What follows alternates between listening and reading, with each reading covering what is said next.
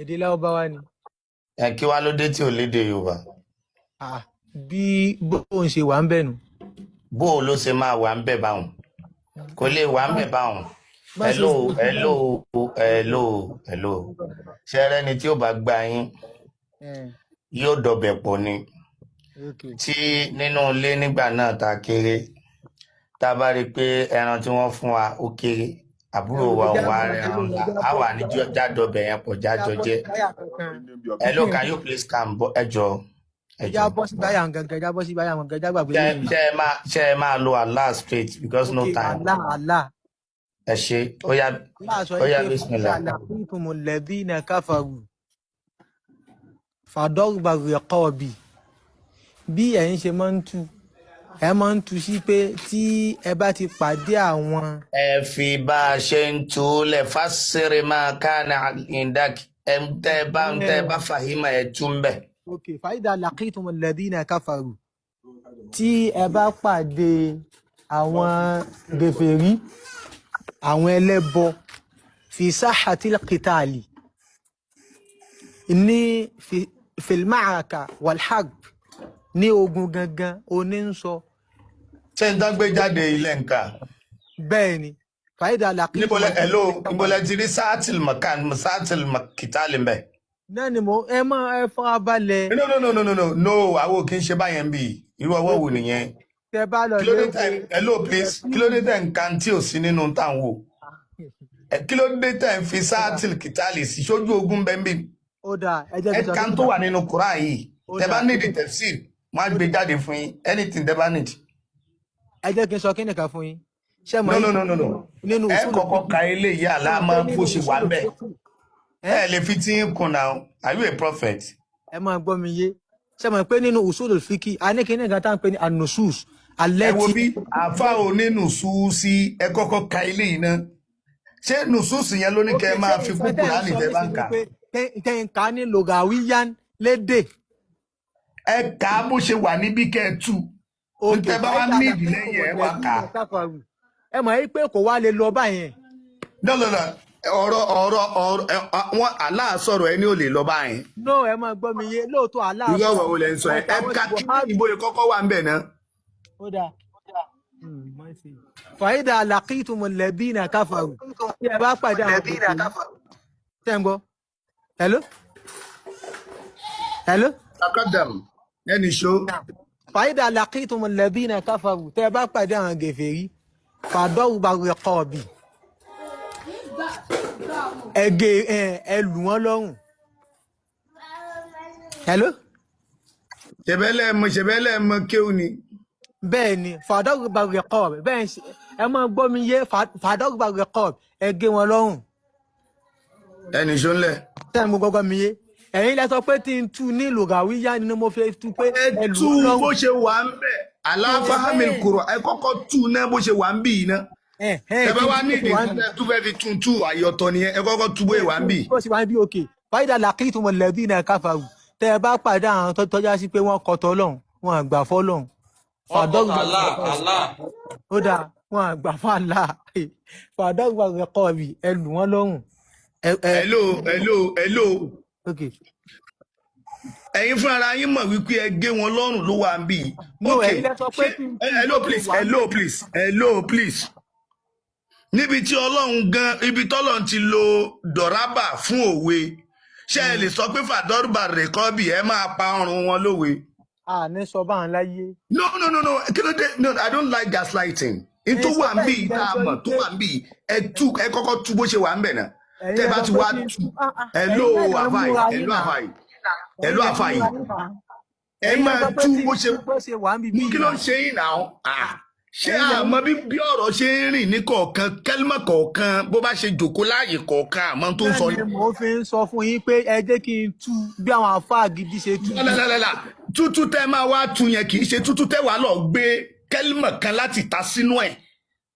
Ní gbé kẹ́límà kan láti ta sínú rẹ̀, ní gbé sílẹ̀. Ó yẹ ẹ tú láì gbé kẹ́límà kankan láti ta sínú ẹ̀, ẹ tú bó ṣe wà ń bí.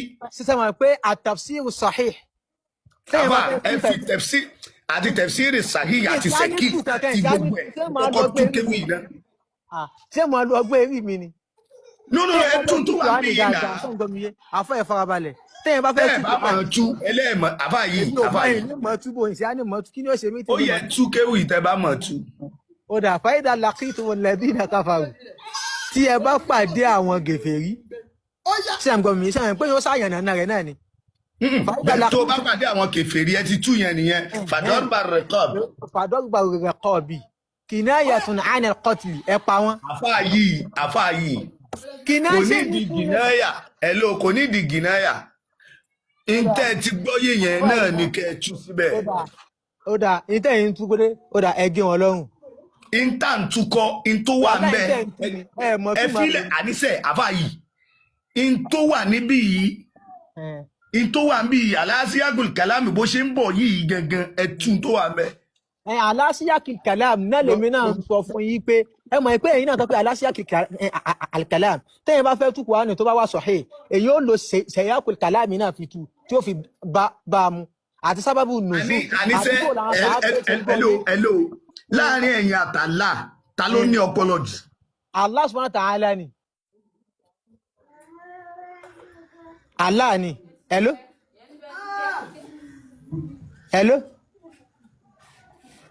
Kí lẹ wá ń tún ọ̀rọ̀ Allah kí lẹ tún ṣe fún? Ẹ tú bí ọ̀rọ̀ Allah ṣe wà níbi bẹ̀, ẹ tú bí Allah ṣe kọ lójú ẹ̀ sí bíbẹ̀. Ẹ má yẹ pọ́ọ̀tì ọ̀rọ̀ fún wa láti ta fún wa. Àní mutlaku. Àní ẹ tú ọ̀rọ̀ Allah ní nǹkan tó ń bọ̀. Mutlaku lélẹ̀ ó ní fàyídà laqitumul ladhina kafaru. Tí ẹ bá pàdé àwọn gèfèrí ní ojú ogun fi sahatil qital òun lọ́lọ́run wí.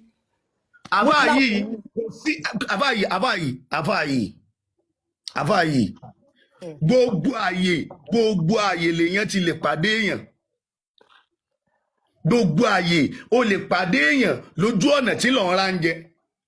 O lè pàdé èèyàn tó ń lo òde tẹ́jọ́ ń lo òde. O lè pàdé èèyàn ní gbogbo bíkíbi. Bí ọ̀rọ̀ yìí ṣe ń bọ̀ wáyé. Faiza laqitumul ladina kafaru. Tẹ́ ẹ bá pàdé àwọn aláìgbàgbọ́ fákàtì kò jù bẹ́ẹ̀ lọ ẹ tún tó tẹ̀lé.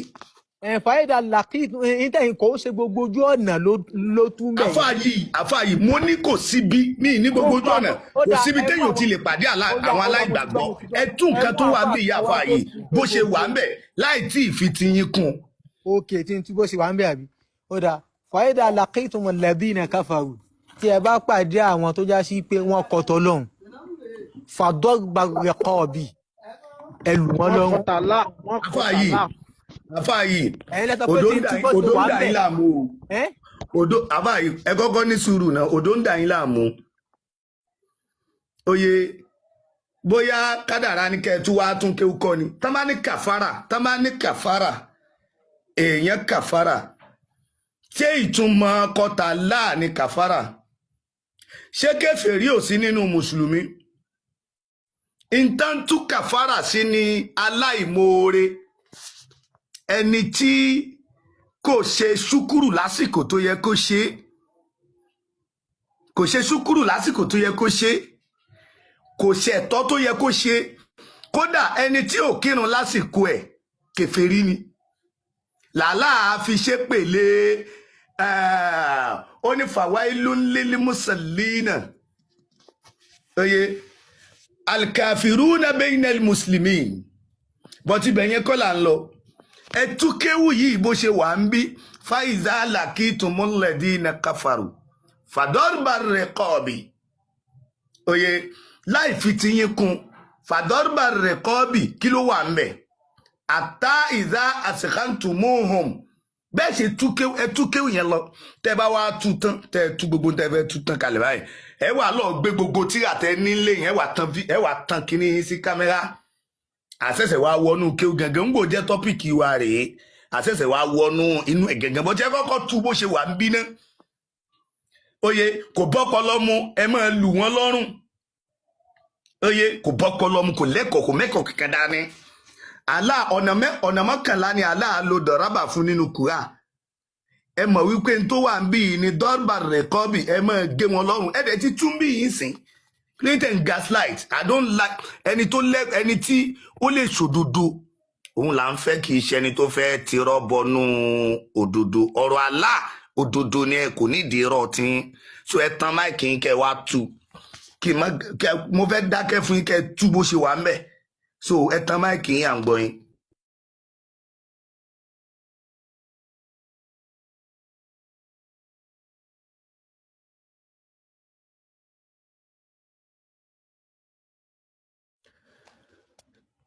ṣé mo ṣì wá nulẹ̀ báyìí. Afa ẹ ṣí máìkì náà Mr. Zikiru.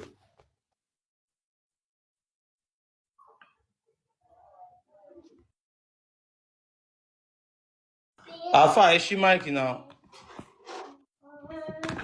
Ẹ sì mú àfa mọ̀ kan náà. Ṣé wọ́n ti ṣí máìkì ni? MS bí wọ́n ṣe dùn mọ́ àwọn ọmọ kéékèèké àfa yìí lẹ́nu báyìí. Ṣé ẹ rí i pé wàhálà ti wà nílẹ̀ Yorùbá? Sàwọn àìkùn. Ìwà bí wọ́n ṣe dùn máa wà fún àwọn lẹ́nu náà nìyẹn. Sàwọn àìkùn ó yá jẹ́ mi sọ̀rọ̀. Ẹ ń sọ̀rọ̀ lẹ́ẹ̀kan ẹni hunaka al-farqu bayna al-kufri wa shirk. Ọ̀tọ̀ ni ẹbọ. Ẹ̀yin náà lẹ́ jẹ́ kí n máa sọ̀rọ̀ náà. Ẹ máa gbọ́ gbogbo ẹ̀ náà la sì máa wọnú ẹ̀. Kò yẹ ká pẹ́ tó báyìí lórí váàsì yìí. Nígbà tá a mọ̀ pé bí tá a ṣe ń lọ́pọ̀.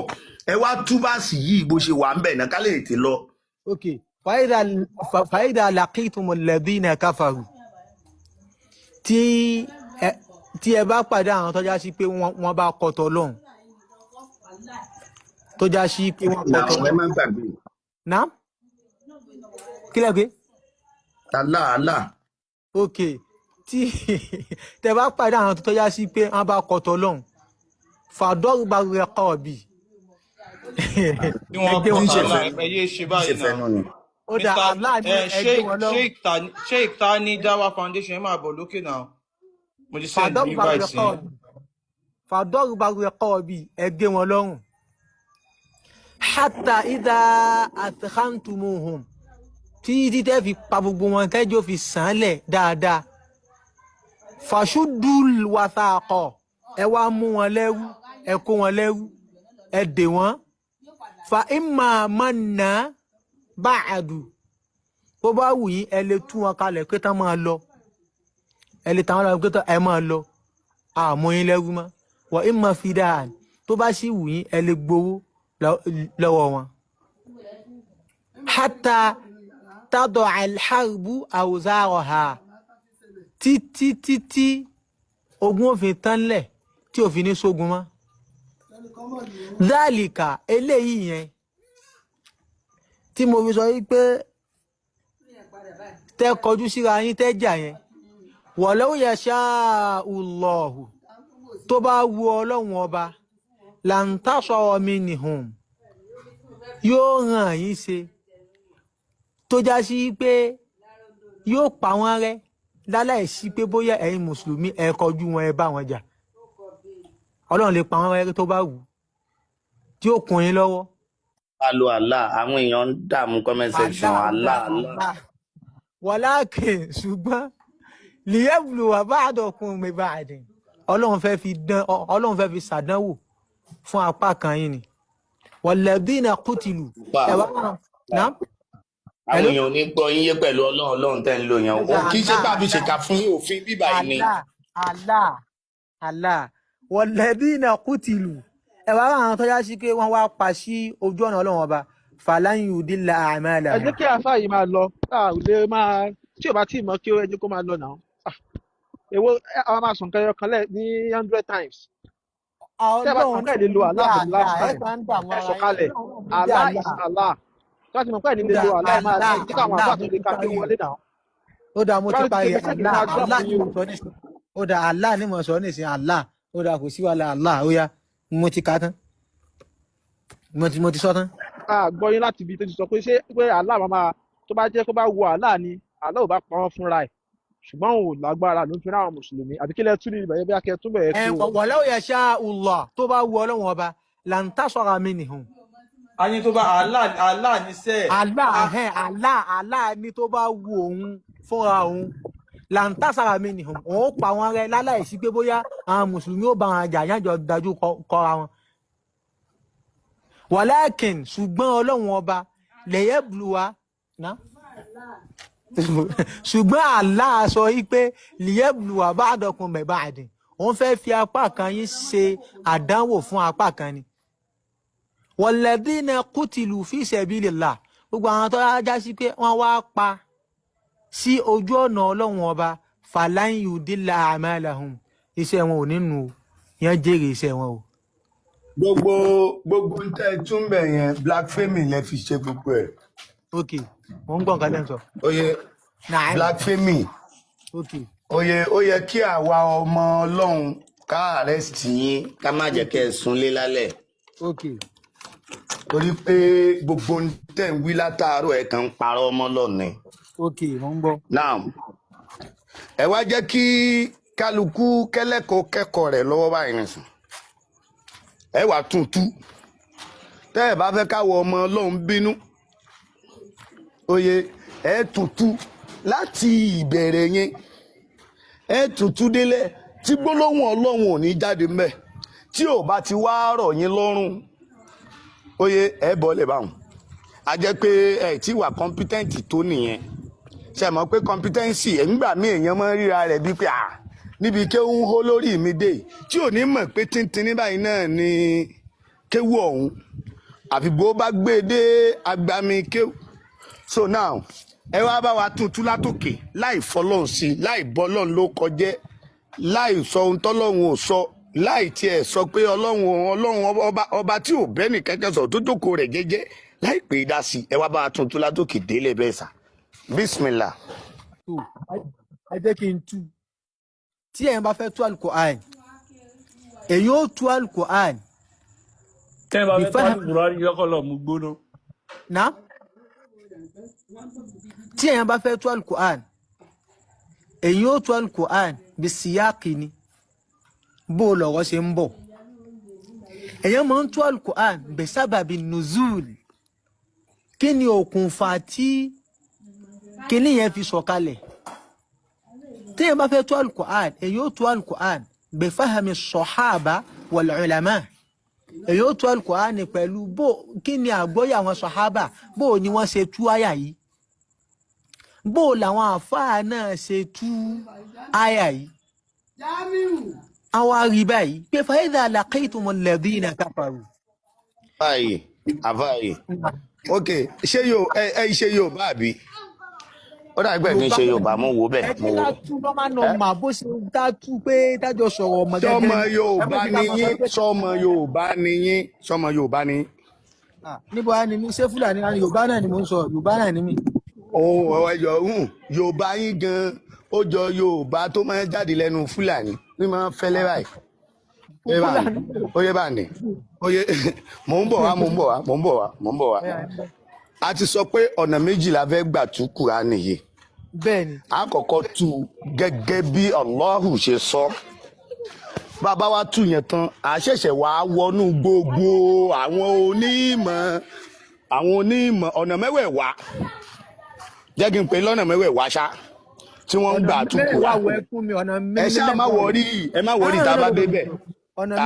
Tá a bá débẹ̀ àní tẹ́ kọ́kọ́ túṣẹ́ ọlọ́run lẹ̀ ń pariwo ẹ wàá tuntun látòkè délẹ̀ ẹ wàá tú pẹ̀lú Allah tẹ́ ẹ bá ti tú pẹ̀lú Allah ló sọ̀rọ̀ látòkè délẹ̀ láì fọlọ́run sí i àṣẹ̀ṣẹ̀ wàá wọnú gbogbo kí ni sàhábà sọ kí ni kan sọ kí ni nígbà tó wà ní Mọ̀dínà kí ni sọ ń pa rẹ̀ nígbà tó wà ní ọ̀dọ̀ àwọn kàwárì kí ni sọ ń pa rẹ̀ àṣẹ̀fẹ́ wa gbami kí ò nìyẹn náà ẹ kọ́kọ́ tú bó ṣe wà ń bẹ̀ yẹn láti òkè délẹ̀ láì dárúkọ Ọlọ́run torí ẹ ti bó Ọlọ́run jẹ́. àwọn àríjàwọn eléyìí wọn pé a ní àwọn fúnikọ. a ní kẹ́ ẹ dáhùn àbá yìí ẹ kọ́kọ́ dáhùn ẹ tún tó wà bí iná pẹ̀lú Allah. àwárí ti sọ àwọn kìíní sọ àwọn tá ti jáde kó nu Islam. àfa yìí ẹ̀yin lẹ lé wọn jáde kó nu Islam ní a ní kẹ́ ẹ tú kéwù. kí ló ń ṣe yín àfa yìí ẹ tú kéwù yìí sẹ́ pẹ̀lú Allah. tí téèyàn bá tú Kùránì yìí tí ò sí kinní bẹ èèyàn lè rí tú kò ní yí àwọn èèyàn ẹ fẹ́ ṣì àwọn èèyàn lọ́nà ni. ok ìdí nìyẹn lẹ fi lọ lọ́wọ́n àbí ìdí nìyẹn lẹ fi mọ̀ọ́mọ̀ lọ lọ́wọ́n àbí. èbí bákan lẹ ṣe tú pẹ̀lú Ọlọ́run ní ìsìn ẹ tú pẹ̀lú Allah bẹ́ẹ̀ náà láì dárúkọ Ọlọ́run yẹn la kọ́kọ́ nídìí. tèmi bá fẹ́ tú yín tú gbogbo ẹ̀yẹn yẹn ni tí ó pẹ́ dáadáa. tí bá fẹ́ tú tú náà ẹ kọ́kọ́ tú straight náà ká ṣẹ̀ṣẹ̀ wá wọnú yẹn. àwọn èèyàn ń gbọ́ wa tó pọ̀ mo fẹ́ jẹ́ kó yé àwọn èèyàn dáadáa ni.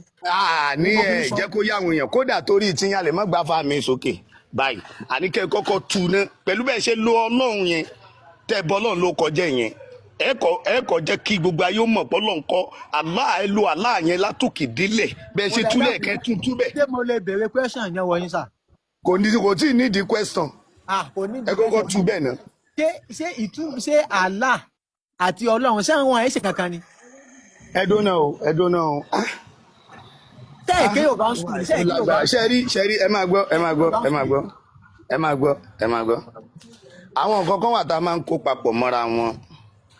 kíní yẹn tá a bá ẹ dákun ẹ̀yin ẹlẹ́kọ̀ọ́ ní comment section mo fẹ́ béèrè kan ṣé gbogbo ẹni tó gbé òyìnbó ló mọ̀wé comment section ṣé gbogbo ẹni tó gbé òyìnbó ló mọ̀wé.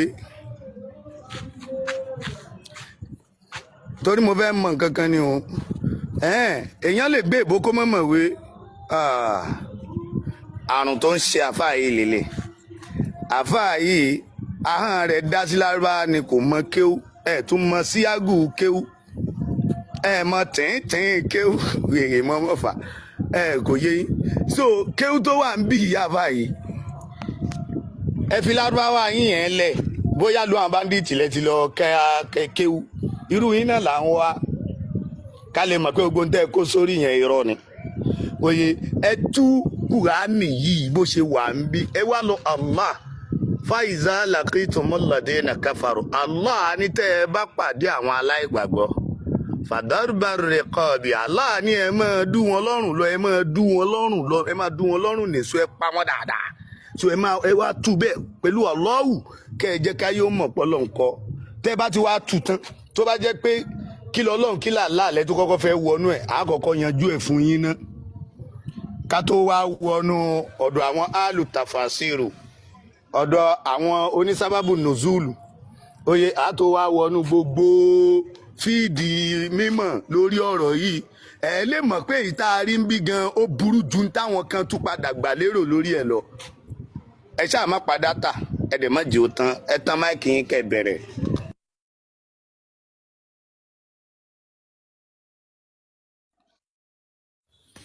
n tí èmi fẹ́ sọ fún yín gangan ó ní pé ẹ jẹ́ ká kọ́kọ́ bẹ̀rẹ̀ láti rí ọlọ́run àtàláàna because lọ́dọ̀ gbogbo ayé Allah náà ni ọlọ́run but n tẹ̀yìn sọ ń sìn ẹ̀yìn sọ igbó ọlá pé àwọn tí wọ́n ń gbọ́ wa tí àwọn ò mọ ọlọ́run tẹ́fi sọ pé ti máa pè lálá ẹ̀ tún gẹ̀ẹ́tì ẹ̀ ọlọ́run ó ṣàánú wa fa idha laqitumul ladhina kafaru tí ẹ bá pàdé àwọn tó já sí pé wọ́n kọtọ lọ́hùn ní ojú ogun. àfà èmi mo mú tí mo lè fẹ́ fún yín last one ni ṣe wọ́n báyìí lẹ tún mẹ́sẹ̀jì mi wípé wọn ò gbé yín sókè tí mo ní kẹ́ tún padà wá pọ́n máa gbé yín sókè. I am giving you last one. Last one ni mo ń fún yín báyìí tẹ́ ẹ bá tan mic tẹ́ ẹ bá tún lo ọlọ́run wọ́n máa lárí yín mọ́ Káàbà tọ́lọ́run bá fẹ́ bá wa sọ̀rọ̀ kò ní bá wa sọ Arabic toró mọ̀ pé èdè Yorùbá ni èdè wa Allah ló ń sọ̀rọ̀ àwọn ọmọ Lárúbáwá dẹ̀ ló ń bá wí ẹ̀ka kínní kẹ́ ẹ lo Allah ká Allah yín kẹ́ ẹ sọ̀rọ̀ tàbí kẹ́ ẹ lo ọlọ́run ká drop yín èwo lẹ fẹ́ mú bẹ̀ ẹ tàn mic.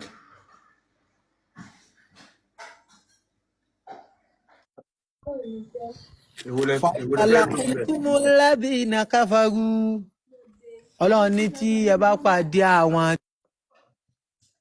ẹgbẹ́ lómi sókè. aláàárẹ̀ pẹ̀lẹ́.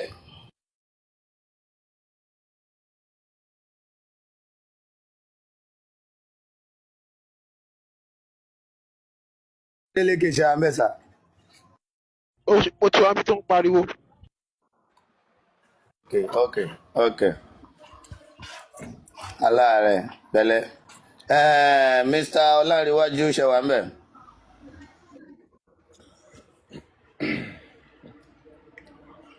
Ọlárẹ̀wájú ṣẹ́ni ọ̀sìnbẹ̀ ni ẹ jẹ́ bá yànda wọn. ẹ bá ti pè wọ́n bí ẹ̀mejì mẹ́ta Yẹ́myẹ́m. ẹ drop wọn. Hello? Yẹ́myẹ́m. Yeah. Hello. Ẹgbọ́n sókè sà. Mo kí everybody, mo kí gbogbo ilé o. Nǹkan tí mi kàn fẹ́ sọ ni pé nǹkan tí mo gbọ́ níbí báyìí bí MS Bàbá àti Ètò Láyé bó ṣe gbé gbogbo kíní kalẹ̀ láti last week tí mo ti ń follow ẹ̀. As I'm speaking to you now, mi ò ní religion mọ́ láti àná ni mo make decision mi láti má follow any religion. I was born Christian, but kíní yìí ó ṣí ojú mi gan sí many things, and ibi tó dùn mí sí ni pé almost 50 years ni mo fi wà deceived. Ó dùn mí gan. And just a question tí mo fẹ́ béèrè, àwọn tí wọn ò sí mọ́ wọ́n dẹ̀ ti gbàbẹ̀ lọ nínú ẹ̀sìn yìí, kí wá ní èrè wọn gangan báyìí? It's so painful and so ó dùn mí pé mo lè wà ní bí mo ṣe ní mo wà educated tó, kí n wà ní level pé mo wà deceived for almost 50 years. Ó dùn mí gan. Ẹ ṣé, màá bọ́lẹ̀ báyìí. Brother. Question tẹ́ bẹ̀rẹ̀ pé àwọn Okay, sir. tí wọn ò sí mọ́ tí wọ́n ti ṣe ẹ̀sìn yẹn. Àṣedànù ni wọ́n ṣe torí gbogbo èmi ni kí lórúkọ kíní kan Bello, gbogbo àwọn tó ṣe ẹ̀sìn yẹn tàbí àwọn tó ń fà sínú ẹ̀sìn yẹn tó ń kú sínú ẹ̀sìn yẹn. Àṣedànù wọ́n wá báráyé fọwọ́ tì ní, wọ́n wá ṣiṣẹ́ fún Lárúbáwá ni. Gbogbo àwọn tó bá ń ṣe ẹ̀sìn either Christianity or Islam ó wá báráyé fọwọ́ tì ní, ó wá ṣàṣedànù, tó wá ṣiṣẹ́ fún ìran míì torí gbogbo owó tán bá ṣe wọ́n máa ní láti kó lọ fún ìran Lárúbáwá. So àwọn ènìyàn wọn kàn ṣàṣedànù ni, kò yẹ síbi kankan tó ń lọ kọjá pé wọ́n kú wọ́n á tún ayé wá. Tó bá máa tún ayé wá, àwọn ọmọ wọn tí wọ́n fi sínú ẹrú yẹn, táwọn ọmọ wọn bá sì wà nínú ẹrú yẹn, tó bá máa tún wọn bí wọ́n á tún bí wọn sínú oko ẹrú yẹn. So ẹrú continue náà ni. Bọ̀ ká máa dúpẹ́ àwa tí a ti já tá a ti gbọ́n. Kíní yìí ò le rárá, but ọ̀pọ̀lọpọ̀ àwọn èèyàn bó ṣe ń find it difficult. Bẹ́ẹ̀ ṣe sọ ní ẹ̀yìn náà ti pẹ́ nú ẹ̀, so bẹ́ẹ̀ sì yẹn bá ṣe dùnyàn lára sí òun ni. Mo dẹ̀ one thing tí mo fẹ́ kó yé everybody pé gbogbo ojú pátápátá ló máa là. Mo máa ń fi dá àwọn àfáà yẹn lójú, gbogbo ojú pátápátá ló máa là. Ó máa wá ku àwọn Fúlàní yẹn, so wọ́n dẹ̀ sì máa dà sí rough. So ìdí ni mo fi sọ pé wọ́n tó bá ti jí nǹkan tó ń ṣe nílé yín mú lókùnkúndùn, kó dẹ̀ wà lákọ bí ìbọn, torí anytime òun ni kàsálà lè burst. Àwọn Fúlàní yẹn, àwọn àfáà yẹn wọ́n máa dà sí rough. Tẹ́yìn náà bá rí náà online rí pé wọ́n ti ń para, wọ́n ti ń ké, ìjẹ́ ti ń tán. So mo sì rí fọ́nrán kan tí wọ́n ní tán pé àwọn àfáà pé ṣe bí wọ́n ní idán, ṣe bí wọ́n ní àwọn nǹkan tó ń jẹ́ pé kán sá náà, kí ló ń ṣẹlẹ̀, pé kán sá fáwa tá à ń sọ̀rọ̀ yìí, ká má rọ́rọ̀ sọ kí nǹkan ṣe wá. So bó jẹ́ yẹ Quran Islam irọ́ lásán ni. Ẹ lè continue. So mo bá yín yọ̀ ṣẹ gbọ́.